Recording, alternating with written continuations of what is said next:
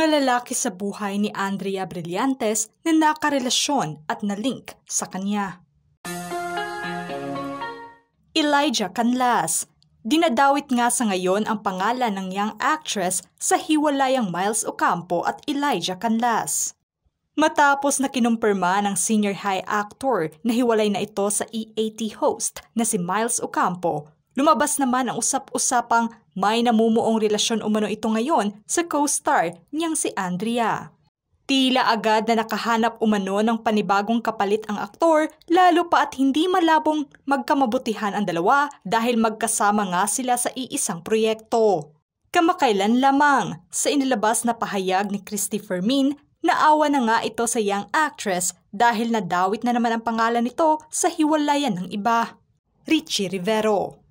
Nagsimula ang relasyon ng basketbolista sa aktres taong 2022. Ibinahagi nga noon ng aktres sa pamamagitan ng kanyang vlog ng karaang taon kung paano sila nagkakilala nito. Unang nagtagpo ang dalawa sa isang resto bar sa Taguig, kung saan inamin pa nitong hindi maganda ang unang impresyon niya sa basketbolista. Naging viral pa nga noon ang ginawang challenge ng aktres matapos mapabilang ang basketbolista sa mga choices kung jojowain o totropahin ba niya ito. Napili naman itong totropahin umano niya ito dahil may reputasyon umano ang mga basketbolista na babaero. Nakaraang taon, buwan ng Pebrero, unti-unti nang usap-usapan ang tungkol sa relasyon ng dalawa. Matapos na maispatang suot ng aktres ang jersey na siyang espekulasyon ng karamihan na sa basketbolista ito. Samantalang naging opisyal naman ang relasyon nila ilang buwan lamang matapos ang usap-usapan kung saan viral nga ang mga kaganapan ng official date nila sa mismong basketball game ng basketbolista. Kung saan dito na nga opisyal na tinanong nito ang aktres kung payag ba ito na kanyang maging kasintahan. Walang paligoy-ligoy at matunog na yes ang natanggap nito. Nasundan pa ito ng isa pang viral proposal ng aktres sa mismong Korean girl group Blackpink concert sa Philippine Arena. Sa lahat ng masasayang moments ng dalawa, kasunod na pala nito ang hiwalayan nila. Unang binasag ng basketbolista ang hiwalayan nila kung saan inamin naman ng kaibigan ng aktres na selos umano ang dahilan. Kaya nauwi sa hiwalayan ang relasyon ng dalawa.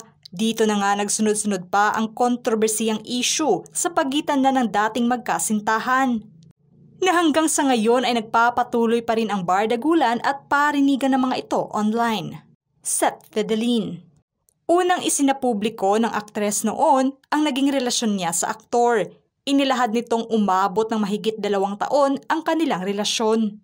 Ibinahagi niya ito sa pamamagitan ng kanyang Facebook Live ng karaang taon. Napagdesisyonan nitong ibahagi sa publiko ang relasyon nila na siyang inamin naman niyang taong 2021 pa sila naghiwalay at sa pamamagitan ng kanyang naturang live ay mabigyan niya ito ng closure at mabigyang linaw ang mga peking balita. Tungkol na sa kanila ng kanyang co-actress na si Francine Diaz, naging masakit umano ang paghihiwalay nila, ngunit mutual naman ang desisyon nila. Matatanda ang naging magka-love team nga ang dalawa na siyang minahal naman ng kanilang mga taga-suporta. Nilinaw din ito na maayos sila ng aktor. Ito umano ang kanyang unang heartbreak kaya ganoon na lamang ang pag-handle niya sa hiwalayan nila. Daniel Padilla. Dawit nga ang pangalan ng aktres sa hiwalayan issue ng Katniel ngayon kung saan ito ang tinutukoy na sikretong karelasyon umano ng aktor. Mainit na pinag-usapan ang umano'y patagong pagkikita nila ng aktres. Matatanda ang nagkatrabaho nga noon ang dalawa na siyang binalikan pa ng iilan ang mga larawang kuha noon. Idiniin naman ng ilang netizens na lagyan ng malisya ang mga larawan noon ng dalawa na animoy sweet sa isa't isa. Hanggang sa pagsulat ng artikulong ito ay nanatiling tikom ang bibig ni Andrea sa isyung ito, samantalang ang aktor naman ay walang direktang sagot sa ugnayan nila ng young actress. Sa kabila man ng mga pagtatanggol at pahayag ng mga kaibigan at pamilya ng Katniel, ay marami pa rin ang naniniwala na posibleng may relasyon talaga ito sa young actress. Kyle Echari.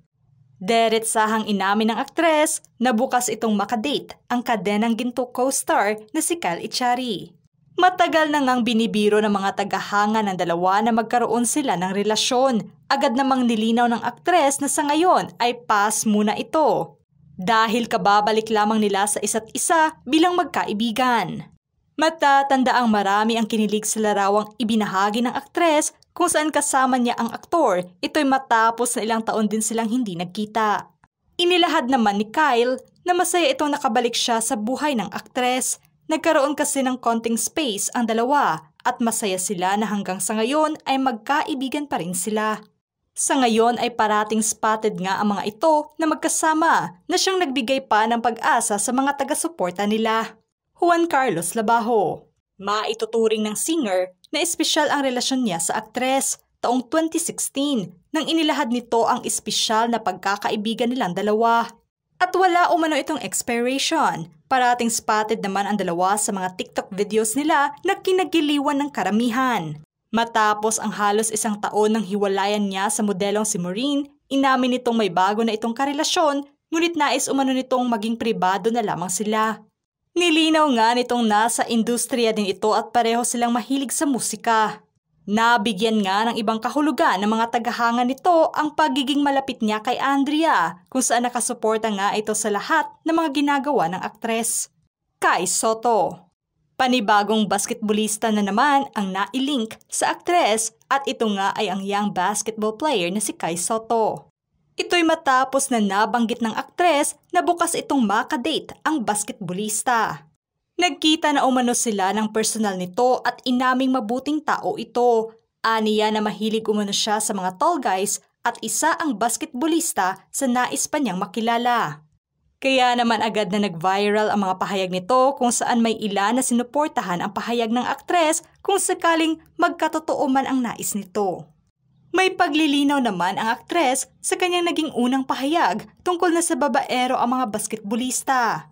Sadyang wala umanong kinalaman ang kanyang naging pahayag sa pagpili niya kay Sotto na nais niyang makadate. Wala namang masama na sagutin niya ang naturang katanungan. At kahit na sa maikling panahon na nagkita sila nito ay inamin niyang napakabait ito sa kanya. Darren Espanto. Kinumpirma mismo ng singer na nagkaroon siya ng relasyon kay Andrea. Hindi naman gaano nagtagal ang relasyon nila dahil na mga panahong iyon ay mga bata pa lamang sila. Naging maayos naman ang hiwalayan nila at nilinaw nito noon na hindi si Kyle Echari ang dahilan kung bakit sila naghiwalay.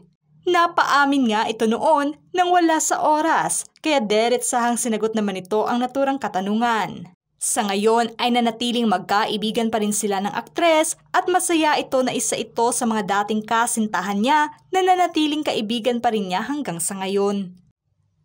Mga ka-showbiz peeps, kayo, ano ang say nyo sa paksang ito? Write your comments down below.